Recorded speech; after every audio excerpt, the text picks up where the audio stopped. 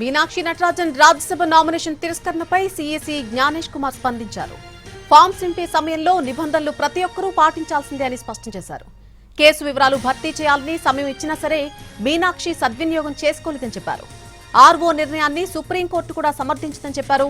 RO నిర్ణయమే final అని, అందులో తాము జోక్యం చేసుకోలేమని చెప్పారు సీఎసీ జ్ఞానేష్ కుమార్.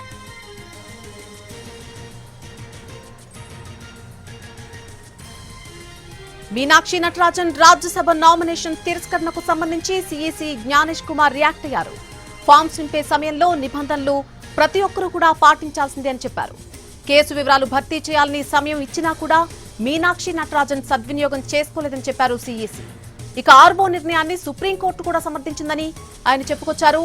ఆర్ఓ నిర్ణయం మాత్రమే ఫైనల్ అని, అందులో తాము జోక్యం చేసుకోలేమని చెప్పారు సీఎసీ జ్ఞానేష్ కుమార్.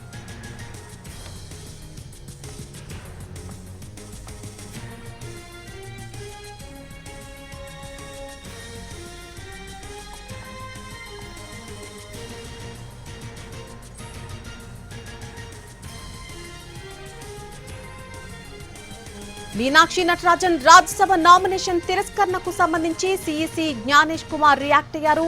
ఫామ్స్ నింపేటువంటి సమయంలో నిబంధనలు అనేవి ప్రతి ఒక్కరూ కూడా పాటించాల్సినవి అని ఆయన స్పష్టం చేశారు. అయితే కేసు వివరాలు భర్తీ చేయాలని ముందుగా సమయం ఇచ్చినా మీనాక్షి నటరాజన్ దాన్ని సద్వినియోగం చేసుకోలేదని చెప్పారు సీఎసీ. ఆర్ఓ నిర్ణయాన్ని సుప్రీంకోర్టు కూడా సమర్థించిందని చెప్పారు. అలాగే ఆర్ఓ నిర్ణయం మాత్రమే ఫైనల్ అని, అందులో తాము జోక్యం చేసుకోలేమని సీఎసీ చెప్పారు. ఇక నామినేషన్ పత్రంలో ప్రతి కాలం కూడా భర్తీ చేయాలని ఎన్నికల నిబంధన ఉందని, కొన్నిసార్లు ఎన్నికల అధికారులు చూసి చూడనట్టు ఉన్న రాజకీయ ప్రత్యర్థులు మాత్రం దాన్నే ఎత్తి చూపుతారని అన్నారు. ప్రత్యర్థులు ఫిర్యాదు చేయకపోతే పరిస్థితి మరొకలా ఉండేదేమో అని అన్నారు సీఎసీ.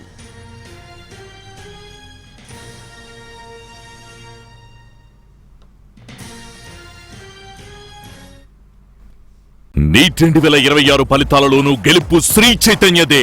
ఓపెన్ కేటగిరీలో all India first rank, all India third rank, all India 9th rank తో పాటు ఆల్ ఇండియా ఓపెన్ కేటగిరీలో తెలుగు రాష్ట్రాలు సాధించిన టాప్ 10లో 8 ర్యాంకులు ఒక్క శ్రీ చైతన్యవే. ఎన్టీఏ వారు ప్రకటించిన ఈ ర్యాంకుల్లో ఆంధ్రప్రదేశ్ నుండి మరే ఇతర విద్యా సంస్థకు కనీసం ఒక్క ర్యాంకు కూడా లేదు, లేనే లేదు.